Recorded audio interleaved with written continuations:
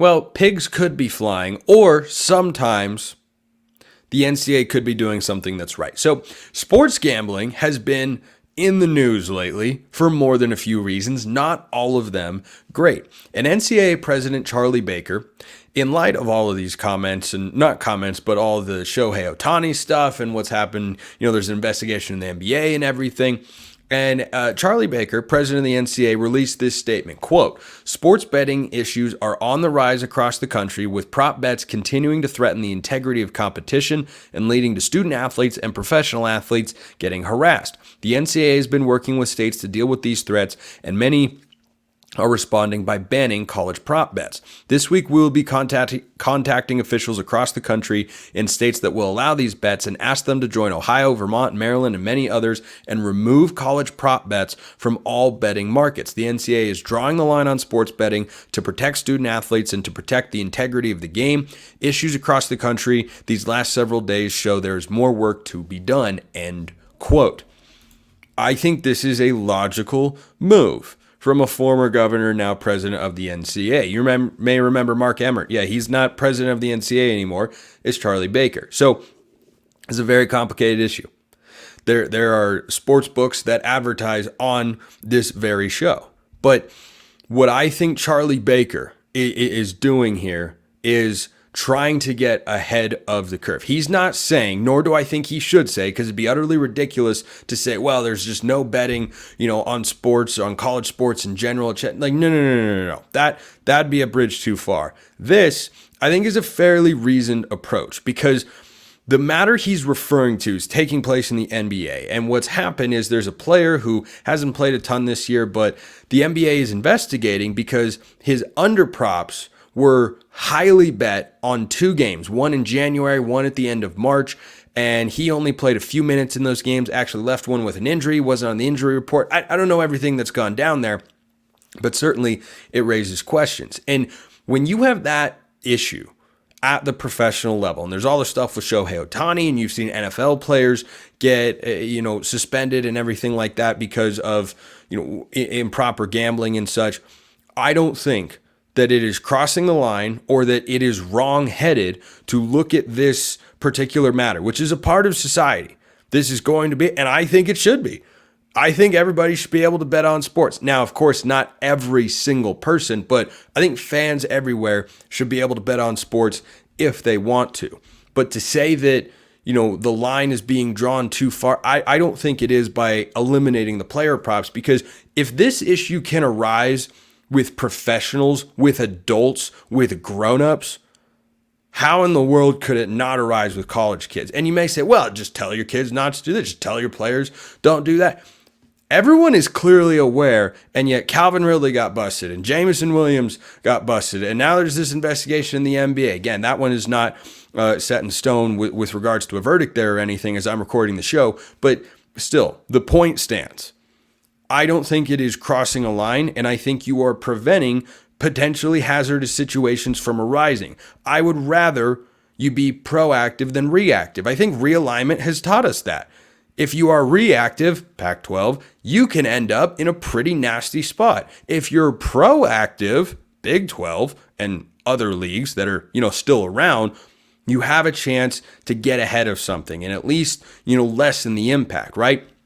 The Big 12 was proactive in making moves, went to solidify their league, got their media and everything, right? They weren't, waiting out for the big move. They were being proactive in the short term. That has paid off time and time again. And so I think that mindset is a good one. And having individual player props, it's not as if there aren't still plenty of things to bet on out there. Because there still are. You can bet win totals, conference championships, individual game spreads, Heisman odds. There's still plenty to wager on if you don't have individual player prop bets. But I think that Charlie Baker is in the right here to say we don't want that moral quandary arriving in college athletics, because you don't. And you can have gambling as a part of your sport, which I think it should be. I think it absolutely should be for fans everywhere, but not have that specific component. So I don't know, how that's all going to resolve, but I saw that news pop up and thought, well, I think that's worthy of opining on here on the show. So too is this. Ross Dellinger reporting over at Yahoo Sports, who does yeoman's work for those who don't know. Here's another change that's potentially coming to college football. It failed last year. Here's what Dellinger writes. The NCAA Football Oversight Committee introduced a legislative proposal this month that would expand the abilities of a football support staff, permitting all staff members to provide players skill and tactical coaching instruction, both during practice and games. The proposal, introduced for a second straight year after failing to get approval last spring, eliminates the policy limiting coaching instruction to only the NCAA's maximum of 11, quote, countable coaches, the 10 assistants, and head coach. Here's my initial reaction to this. It wasn't allowed already? So when you've seen your team, whoever you're a fan of, hire a special assistant or an offensive analyst in that sort of capacity, are you telling me those guys haven't been able to coach players before? Why? What is the problem? Yeah, some places might have, a couple more coaches than I got news for you. That's not making all the difference in the world. The most important guys are still at the top. And I think that having someone on as a coach in, an advisory capacity or an analyst role, but saying, well, you can't do any actual on-field coaching because you don't have, this particular title or whatnot. Coaching staffs are collaborative efforts. So all of those guys are working together, talking game plan and everything of the sort.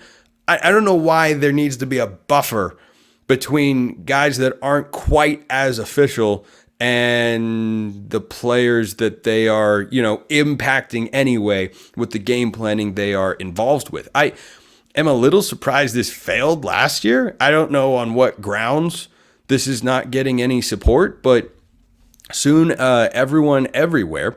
The proposal strictly maintains the number of off-campus recruiters to 11. Again, this is according to Dellinger at Yahoo. But gives flexibility to head coaches to potentially designate any 10 staff members as, quote, countable coaches who are eligible to recruit off campus. Again, I think this should be in the power of the head coaches. Who do you think is good enough to represent your university, your program, to go out and recruit or to coach kids directly? I think that should be at the discretion of the head coach. I'm not sure why that's a regulation there. I haven't been, I thought about it for several minutes going what is it? If this guy's brought in as an analyst, tell me he can't talk to the quarterback.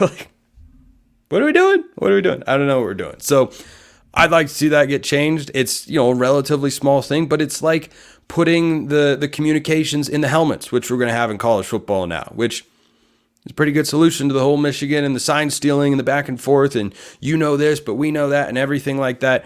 That's a good solution. Or having the tablets on the sideline. I am not fundamentally opposed to change. I am opposed to change when it is not benefiting people. But I think these sorts of changes can benefit people. So not everything that's changing is wrong in college football, but a lot of things are. A lot of things are right with what went on at Georgia Tech last year. Are you aware of what the Yellow Jackets have? It's one of my favorite things in all of college football.